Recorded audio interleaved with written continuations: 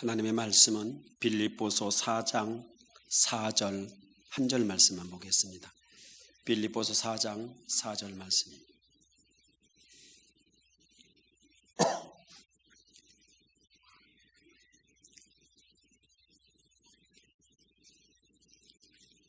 오늘 장이 길지 않기 때문에 다 같이 합독을 하겠습니다. 빌립보서 4장 4절 말씀입니다. 다 같이 합니다.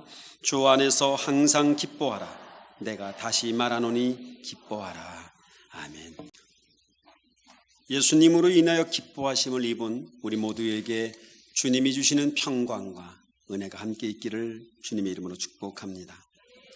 예수님이 이 땅에 오심으로 인하여 우리는 많은 선물을 받았습니다. 우리는 구원을 받은 선물이 있었고, 또 주님으로 인하여 하나님을 아버지라 부를 수 있는 선물을 받았고, 그리고 그 주님으로 인하여 우리가 천국 백성이 된 그런 선물을 받았습니다.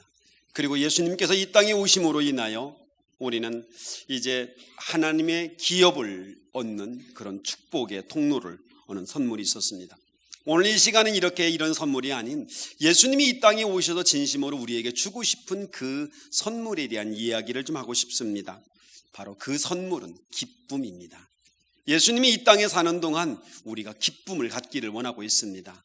우리의 얼굴이 좀 뭔가 이렇게 비장하고 엄숙하고 그리고 무거운 그런 모습이 아니라 행복해하고 감동하고 기뻐한 모습을 주님이 원하신다는 사실을 여러분 기억하시기 바랍니다.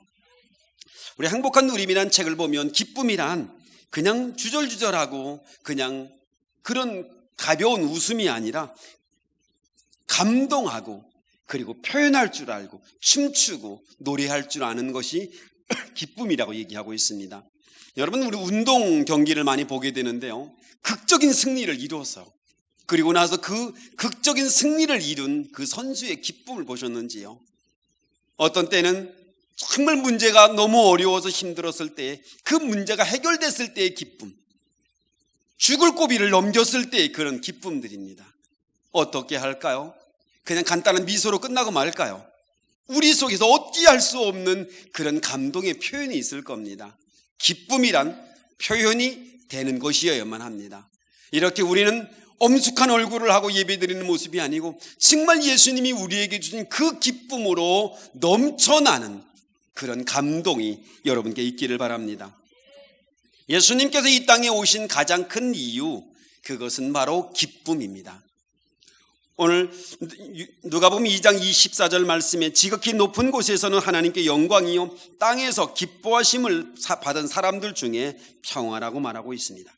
예수님이 오신 것, 이 땅에 예수님이 오신 일이 바로 하나님께 영광이 된다고 말하고 있습니다. 이 땅에 하나님께서 예수 그리스도를 보내셨습니다. 근데 이 땅에 예수를 보내신 것이 영광이 된다고 얘기를 하고 있어요. 기쁨이 된다는 겁니다. 우리가 우리의 자녀를 유학을 보냈어요. 내 기쁨입니다. 내 아이를 우리나라에서 유명한 대학에 보냈습니다. 내 기쁨이 됩니다. 아니면 우리나라에서 인정하는 아주 유명한 회사에 취직이 됐습니다. 내 기쁨입니다 라고 말할 수 있어요. 근데 예수 그리스도가 이 땅에 오신 그 사건을 향하여 하나님께 영광이 된다고 말합니다. 하나님이 말씀하시기를 내 기쁨이 된다고 말하고 있어요. 그러면 예수님이 이 땅에 왜 오셨나요? 하나님이 예수님을 이 땅에 보낸 이유가 뭐예요? 그것은 바로 이 땅의 많은 사람들에게 구세주가 되기 위함입니다. 하나님을 잃어버린 사람들에게 하나님을 만나게 하고 하나님에게 오는 길을 다시 연결시켜주고 죄와 허물 속에서 죽을 수밖에 없는 우리를 다시 살리시려고 사단의 손에서 우리를 건져내어 참 자유와 행복을 주시려고 이 땅에 보낸 겁니다. 여기까지만 얘기가 되면 참 좋습니다.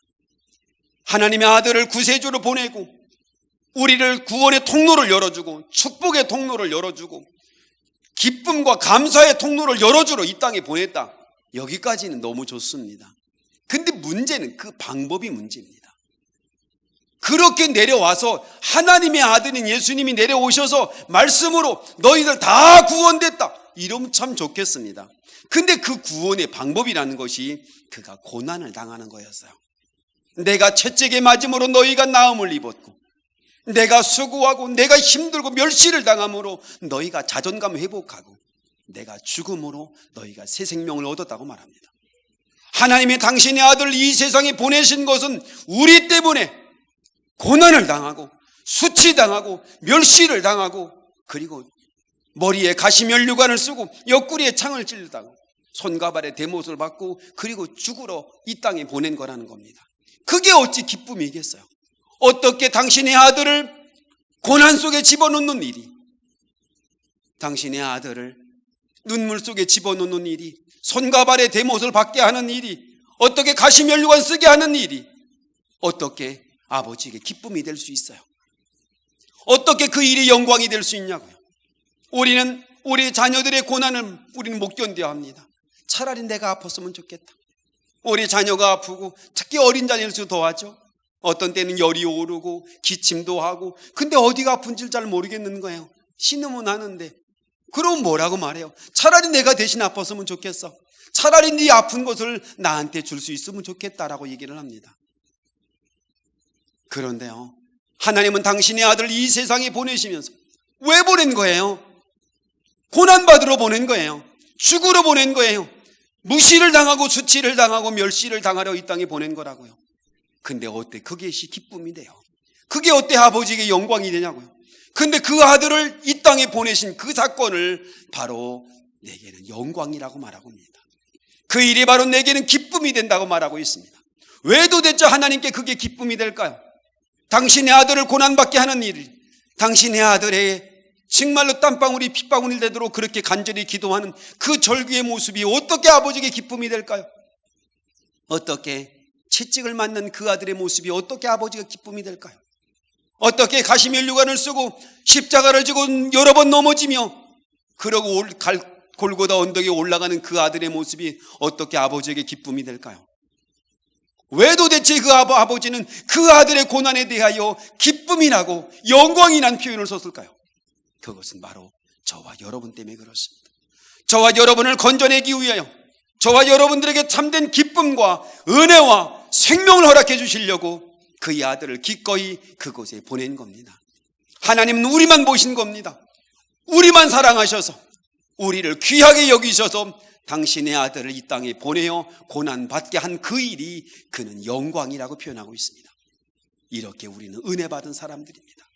하나님이 당신의 아들을 기꺼이 우리를 위해 고난과 죽음으로 내몰았음에도 불구하고 우리가 구원받는 그 자체만으로도 하나님은 기쁨이 됐다는 말입니다. 우리가 하나님의 거룩한 은혜 가운데 하나님을 아버지라 부를 수 있는 그 은혜로 회복하는 일만 하나님은 그 일이 영광이 되었다고 말합니다. 그래서 그 은혜를 받은 예수 그리스도의 오심이 바로 기쁜 소식이라고 얘기합니다. 누가복음 2장 10절 말씀에 내가 온 백성에게 미칠 큰 기쁨의 좋은 소식을 너에게 전한다고 말합니다. 기쁜 소식, 이게 복음입니다. 우리에게 기쁜 소식이 뭔가요? 선수들에게는 이겼다는 소리일 테고, 문제가 있는 사람에게는 문제가 해결되는 소리일 테고, 죽음의 사경에 헤매는 사람들에게는 그 죽음에서 벗어났다는 얘기가 기쁜 소식일 겁니다. 주식이 다 망한 사람한테는 주식이 갑자기 살아나서 좋아지는 게 기쁜 소식이겠죠.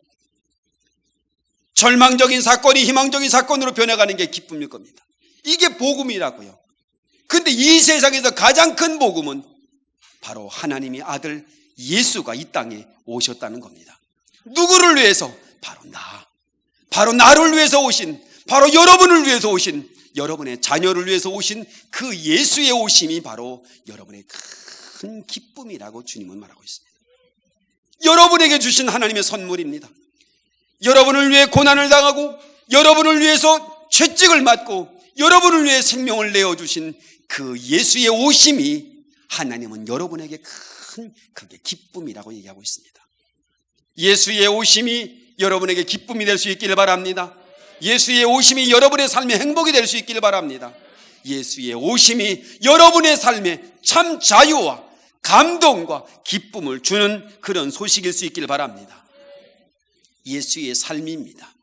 예수님이 이 땅에 공생애를 시작하시면서 그는 오직 하나님의 기쁨 기뻐하는 자란 소리를 듣게 됩니다. 마태복음 3장 17절 말씀에 하늘에서부터 소리가 있어 말씀하시되 이는 내 사랑하는 자요 내 기뻐하는 자라고 말합니다.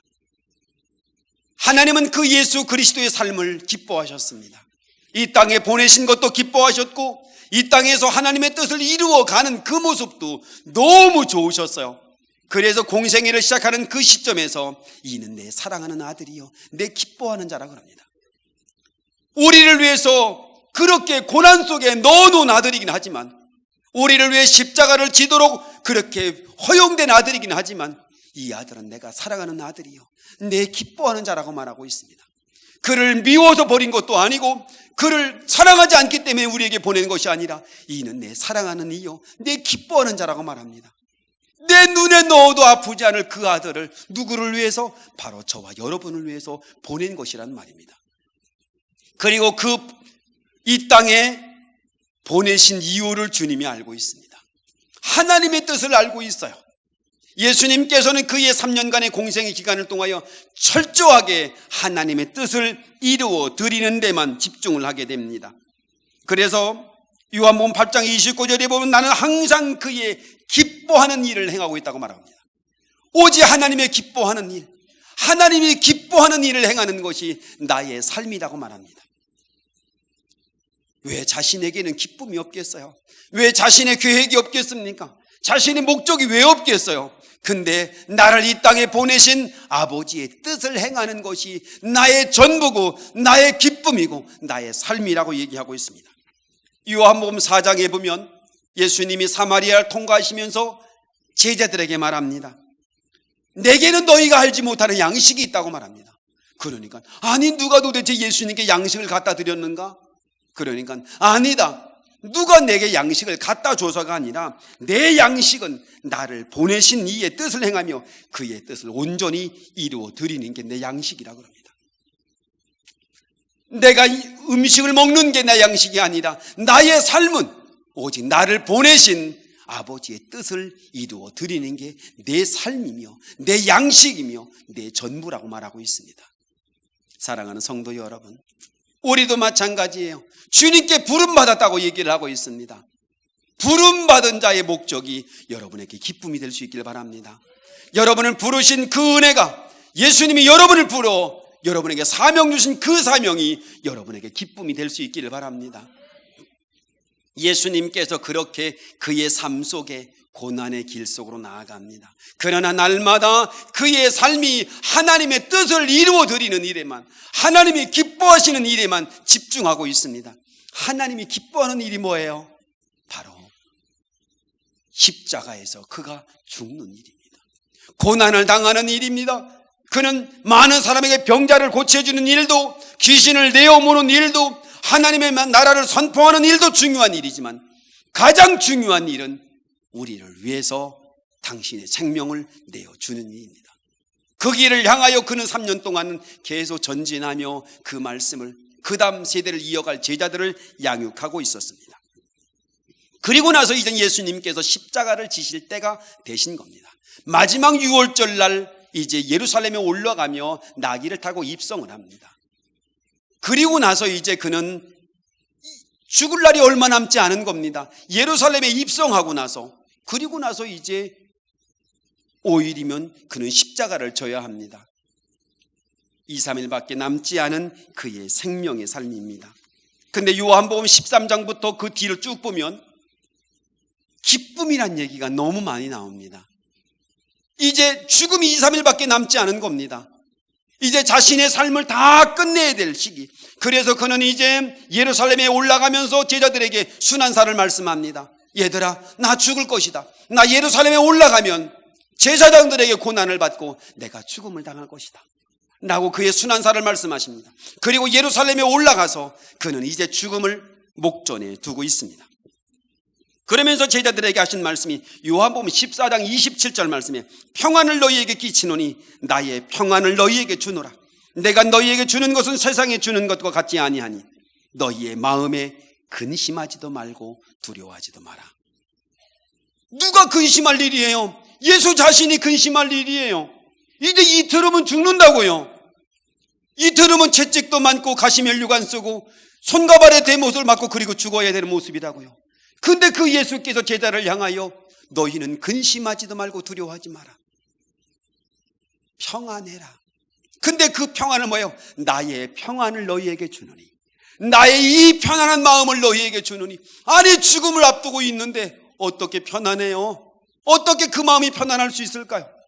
이제 며칠이 지나면 그는 이제 기다리고 있는 엄청난 고난을 주님이 모르는 거 아니잖아요. 겟세마네 동산에서 올라가 기도하실 때 제자들에게 말하기를 내가 심히 고민하여 죽게 되었으니 나를 위해 기도 좀 해달라고 말합니다. 얼마나 그가 긴장을 하고 얼마나 그것이 얼마나 고통스러운지 알았기에 땀방울이 핏빛으로 변하도록 기도를 했어요. 진액을 뽑아냈다고요.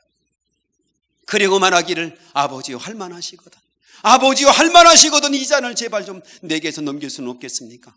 나로 이 고난을 당하지 않도록, 나로 하여금 이 고난의 길을 걷지 않을수록 그렇게 할 수 있는 방법은 없을까요? 라고 절규할 정도로 그가 얼마나 그 일에 두려움을 가졌는지를 알 수 있습니다.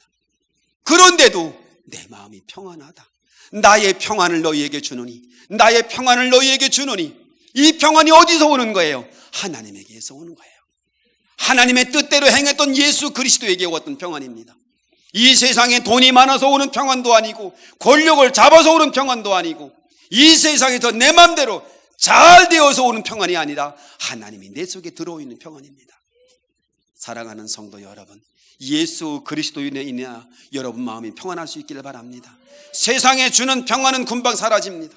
세상에 주는 평안은 없어집니다. 그러나 주님이 주는 평안, 내게 있는 평안으로 너희에게 주노니 라고 말합니다. 그리고 그는 이제 십자가에 죽을 것 말씀하시면서 너희가 내 안에 붙어 있어라, 떨어지지 마라. 내가 죽어도 내 안에 붙어 있어야 한다. 내 안에 붙어 있어야 너희는 많은 열매를 맺을 수 있어. 나는 얘기를 합니다. 그러면서 요한복음 15장 11절 말씀에 내가 이 말을 너희에게 한 것은 내 기쁨이 너희 안에 있고 너희 기쁨이 넘치게 하기 위함이라 말합니다. 이제 이 들으면 죽는 거예요. 근데 제자들에게 뭐 주고 싶은 거예요? 나 죽어도 두려워하지 마라, 나 죽어도 너 근심하지 마, 이런 말 하는 것이 아니라 내 기쁨을 너희에게 주노니, 내 기쁨을 너희에게 주노니 이 기쁜 일이 너희들에게 넘치게 하려 함이라 그럽니다. 아니, 도대체 고난받는 게 무슨 기쁨이에요? 매 맞는 게 무슨 기쁨이에요? 그의 삶 속에 정말 이 두려운 일이 어떻게 기쁨이 될 수 있어요? 내 기쁨을 너희에게 준다고 말하고 있습니다. 왜 기쁜 거예요? 우리가 구원받을 게 기쁨이에요. 우리가 사단의 지배 속에서 벗어날 것이 기쁨이에요. 우리의 눈물 속에서 벗어날 것이 기쁨이에요. 우리가 주님의 이름으로 자유케 되는 것이 기쁨입니다. 우리의 운명을 바꿀 수 있는 게 기쁨입니다. 그게 기쁨이에요. 그게 감동이라고요. 이 추운 겨울날 난전에서 엄마 아빠가 일을 합니다. 손이 부르트도록 일을 합니다. 그리고 나서 집에 올 때 꽁치 한 2마리 들고 와죠. 2마리 다 먹으면 아까울까 봐 1마리만 구워서 아들한테 내놓습니다. 아들아 먹어라. 엄마는요, 이상하게 나는 꽁치 머리가 너무 맛있어. 그리고 머리가 떼다가 젓가락으로 어째합니다. 분명히 그거 하나 벌어오려고 하루 종일 추운 데서 일을 했어요.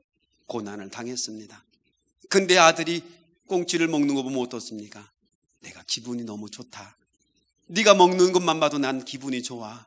네가 먹는 것만 봐도 난 행복해 라고 말합니다.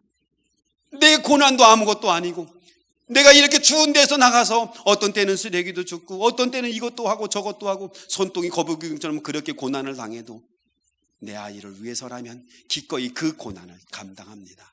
그리고 이 고난이 고난이라고 말하지 않고 그것을 기쁨이라고 말합니다. 내가 너를 위해서 이렇게 행할 수 있는 것, 내가 너를 위해서 또 이렇게 행할 수 있는 이 수고로움이, 나는 그것이 고난이라고 말하지 않을 겁니다. 내가 너를 위해서 행할 수 있는 것, 이게 바로 내 기쁨이야 그럴 겁니다. 주님도 바로 그겁니다. 나에게 분명히 고난도 있습니다. 힘듦도 있을 겁니다. 얼마나 그 일이 절망적일 것인지 주님도 잘 압니다. 근데 왜 기쁨이라고 그러는 거예요? 구원을 줄 수 있는 기쁨입니다. 사단의 손에서 우리를 건져낼 수 있는 기쁨입니다. 멸망과 절망과 그리고 근심 속에서 우리를 건져낼 수 있는 기쁨입니다. 우리를 그곳에서 건져낼 수 있는 거예요. 그리고 내 하나님 아버지의 뜻을 다 이루어 드릴 수 있는 기쁨입니다. 우리가 그 구원받은 행복감, 구원받은 감동, 구원받은 은혜를 기억하고 주님은 기쁜 겁니다. 사랑하는 성도 여러분, 구원받은 감동이 있으시죠? 우리가 예배 때 올 때마다 나는 주님으로 인하여 너무 구원받은 게 감동하다는 얼굴이 우리에게 있어야 합니다. 그래야 그분이 기쁘잖아요. 꽁치를 사갖고 가서 아들한테 줬는데 아들이 젓가락으로 꽁치를 퍽 찔리면서 아이 나 꽁치 먹고 싶지 않아, 나 소고기 사줘, 이러면 어떻게 합니까? 꽁치 바로 회수입니다. 너 내놔, 넌 먹을 자격이 없어. 그걸 갖다 놓고 부모의 은혜에 감동하지 못한다면 너는 그거 먹을 자격이 없는 것이다. 바로 이거예요. 갖다 놓고 엄마는 나를 위해 이렇게 고생을 하고 이것을 나를 위해서 이렇게 그 고난의 길, 그거 갖다 놓은 거잖아요. 그게 기쁨이 되지 않고 그게 감동이 되지 않는 자녀는 그게 무슨 자녀겠어요? 바로 그거예요. 내가 너희가 행복했으면 좋겠어. 사단의 굴복 속에서 절망하고 희망이 없는 삶이 아니라, 그리고 또 희망이 없는 삶을 자녀들에게 물려줄 것이 아니라 예수의 이름으로 운명을 바꾸고 예수의 이름으로 운명을 바꿔줄 수 있는 그런 은혜를 우리에게 줄 수 있는 것이 너무 기쁨입니다.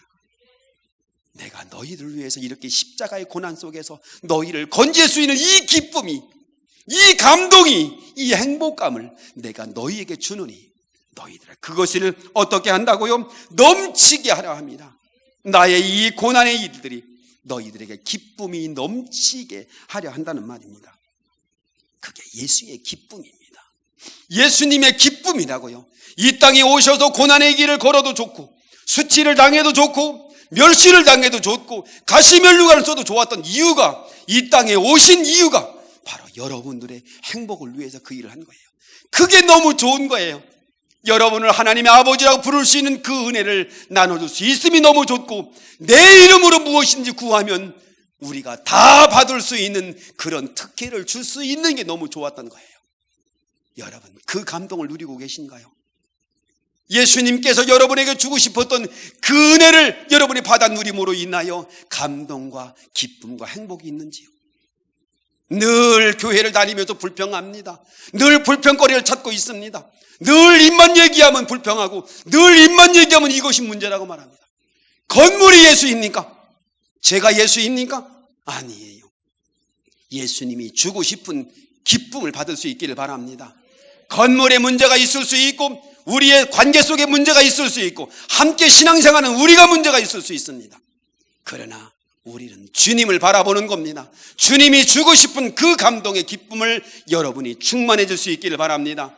그것 때문에 교회를 나오는 거라고요. 우리가 늘 교회를 나오면서 어머니 하루 종일 수고하고 꽁치 갖다 놓은 것 같고 불평불만하는 아들처럼 늘 신앙생활하면 불평하고 원망하고 짜증하고 힘들어하고 미워하고 뒤로 물러서는 삶이 아니라 감동하고 기뻐하고 행복한 삶이 될 수 있기를 바랍니다. 주님이 여러분의 얼굴이 기쁨 때문에 십자가를 지신 거라고요. 그것 때문에 오신 거라고요. 그것 때문에 여러분의 행복을 만들어 주려고, 여러분의 삶을 바꿔주려고 그분이 오신 겁니다. 그러므로 이제 나는 너희에게 평안을 주고 기쁨을 주고 싶다고 얘기하고 있습니다. 사랑하는 성도 여러분, 이렇게 우리의 삶 속에 날마다 그의 소원 속에 가득해 있습니다. 그가 얼마나 그 소원이 간절했냐면 예수님이 십자가를 바로 진 사건, 전 사건입니다. 요한복음 17장으로 넘어갑니다. 마지막 이제 죽음을 직면하고 있습니다. 이제 나는 아버지께로 갑니다. 그러나 내가 세상에서 이 말씀을 드리는 것은 그들이 내 기쁨을 마음껏 누리게 하려 함입니다. 마지막 기도하는 겁니다. 내 아버지여, 나 이제 아버지께로 올라갑니다. 나 이제 죽으러 갑니다. 내 아버지께로 내가 돌아가야 되는데 내가 기도하는 것은 이 내 기쁨을, 그들에게 주고 싶었던 이 영생을, 그들에게 주고 싶었던 구원을, 그들에게 주고 싶었던 하나님을 아버지라 부르고 있는 이 감동을 그들로 하여금 어떻게 해요? 마음껏 누리게 하려 합니다. 아버지여, 그들로 하여금 이 감동을, 이 기쁨을 마음껏 누리며 살 수 있도록 하나님 도와주세요. 이게 그의 마지막 기도라고요. 우리의 삶 속에 우리가 바라보고 있는 것들이 건물이나 사람이 아니라 예수 그리스도로 인하여, 예수의 오심으로 인하여, 그의 목적을 이루어 드림으로 인하여 우리가 어떻게 해요? 그의 기쁨을 마음껏 누리며 살게 하는 것, 그게 그의 기도라고요. 그의 간절한 소원이라고요. 예수의 소원, 우리에게 주고 싶었던 것, 그 기쁨을 가지고 마음껏 누리고 사는 거예요. 그거라고요. 우리는 그냥 기쁨을 가지고 있는 것이 아니라 그 기쁨을 가지고 마음껏 누리고 사는 거예요. 예수의 능력을 가지고, 예수의 이름을 가지고 마음껏 누리고 사는 거예요. 여러분, 자녀들에게 용돈을 줄 때 뭐랍니까? 얘야, 마음껏 쓰거라. 이거 가지고 네가 원하는 거 마음껏 쓰고 살아 라고 말할 수 있다면 누가 마음껏 줄 수 있어요? 저도 지금까지 뭘 받을 때 마음껏 써본 적이 없습니다. 근데 주님 뭐랍니까? 마음껏 써도 돼, 마음껏 해도 돼, 마음껏 누리고 살아. 네가 원하는 대로. 어려워, 그러면 내 이름으로 기도해. 내 이름으로 기도하면 또 줄 수 있어. 마음껏 이 기쁨을 누리고 살아가는 것, 그게 주님의 소원입니다. 우리가 교회를 다니면서도, 주님을 믿으면서도 이 기쁨이 없어요. 주님을 믿으면서도 기쁨이 없어요. 이 대강절 날에 예수의 오심을 기념하는 이 절기 속에서도, 날마다 주님 앞에 오면서도 늘 마음속에 염려와 근심을 가지고 있는 일이 있습니다. 왜 그럴까요? 도대체 왜 그럴까요? 왜 도대체 주님은 이렇게 우리에게 기쁨을 주고 싶은데, 구원의 기쁨을 주고 싶고, 자유의 기쁨을 주고 싶고, 행복의 기쁨을 주고 싶은데 왜 도대체 우리의 삶은 이렇게 행복하지 않을까요? 왜 우리 마음속에는 이렇게 자꾸 답답하고 힘들고, 조금만 일해도 속이 답답해서 병원 가면 뭐랍니까? 신경성 우정령입니다. 신경성이에요. 신경성 관절, 신경성 두통. 왜 이렇게 신경 쓸 게 왜 이렇게 많은지요? 분명히 기쁨을 우리에게 준다고 그랬는데, 예수님께서 부활하신 다음에 그들의 마음에 기쁨이 옵니다. 요한복음 20장 20절 말씀에 손과 옆구리를 보이시니 제자들이 주를 보고 기뻐했다고 말합니다. 부활의 주님을 보고 기뻐하셨어요. 그리고 승천한 다음에 그들이 또 뭐 했어요? 또 문을 걸어 잠그고 숨었어요. 두려워했어요. 기쁨이 한순간이었어요. 잠깐만의 기쁨이었어요. 예배 드릴 때만 기쁨이에요. 기도할 때만 기쁨이에요. 그리고 세상에 나가면 또 세상의 염려와 근심 속에 가득 닫아서 마음을 닫아놓고 살아요. 제자들의 마음 속에 그렇게 마음이 닫아놓습니다. 근데 언제 이게 열렸어요? 오순절 마가의 다락방에 성령의 강한 임재가 있고 나서부터 그들의 기쁨이 충만해지기 시작합니다. 그들의 예수님 때문에 고난을 당해도 좋았어요. 예수님 때문에 환난이 와도 좋았어요. 예수님 믿는다는 이유 때문에 그들이 재산을 다 뺏겨도 좋았어요. 어떤 때는 예수를 믿는다는 이유 때문에 그들은 죽음을 당해도 그들은 좋았어요. 기뻤다고요. 바울과 실라처럼 감옥에 가서 착고에 매를 맞아서도 그들은 찬양을 했어요. 왜요? 기쁨의 주님이 그 속에 있었기 때문입니다. 오늘 본문의 말씀은 아주 간단하죠. 주 안에서 항상 기뻐하라. 내가 다시 말하노니 기뻐하라. 왜 기뻐합니까? 주님이 우리에게 그 기쁨을 선물로 주셨기 때문입니다. 내가 자유인이 되었고, 내가 해방자가 되었고, 하나님의 통로를 열 수 있고, 하늘의 천국 열쇠를 손에 쥐고 있었기 때문입니다. 그리고 예수의 이름으로 무엇을 구하든지 우리는 받을 수 있는 권세를 가졌고, 하나님을 아버지라 부를 수 있는 권세를 가졌어요. 자, 그렇다고 하면 바로 그거예요. 이 빌립보서를 기록할 때 바울이 어디 있어요? 로마 감옥에 있었다고요. 감옥 속에서 이제 감옥에 갇히지 않은 사람들에게 말하기를 항상 기뻐해라. 내가 다시 또 말하노니 너희는 기뻐해야 한다. 왜냐하면 주님이, 근데 이 기뻐함이 그냥 안 되더라는 겁니다. 성령이 내 속에 들어와야 해요. 성령이 내 속에 나를 지배하고 있으면 내 속에 기쁨이 넘칩니다. 내 속에 감동이 합니다. 세상에 주는 기쁨과 다르다. 세상에 주는 기쁨은 뭐예요? 이 눈길에 미끄러지다가 돈 주워 봐. 아이고, 이런 감동이. 근데 그때뿐이에요. 조금 지나면 무릎 아프다고요, 넘어진 거. 세상적인 것은 그때뿐이라고요. 여러분, 저는 아들을 낳아보지 않아서 아들 낳은 감동을 잘 모르겠어요. 근데 아들을 낳아서 너무 좋으시죠? 여러분의 아들 나니까 너무 행복하죠? 제가 보니까, 목회해 보니까 아들든 부모들도 얼굴이 우거지상들이 많더라고요. 이 고민이 너무 많아. 저한테 그럽니다. 목사님, 딸이 나요. 딸 둘면 금메달이래요. 아들은 소용없습니다 라고 얘기를 해요. 근데 나는 그래도 그 아들도 있으면 좋겠어요. 나중에 목욕탕에 나를 데려갈 사람이 없어요. 이게 뭐 어떻게 안 돼. 근데요, 보세요. 그 일도, 그렇게 좋은 아들도 그 아들 때문에 고민도 하고, 그 아들 때문에 가슴앓이도 하고, 그 아들 때문에 힘들기도 한다고요.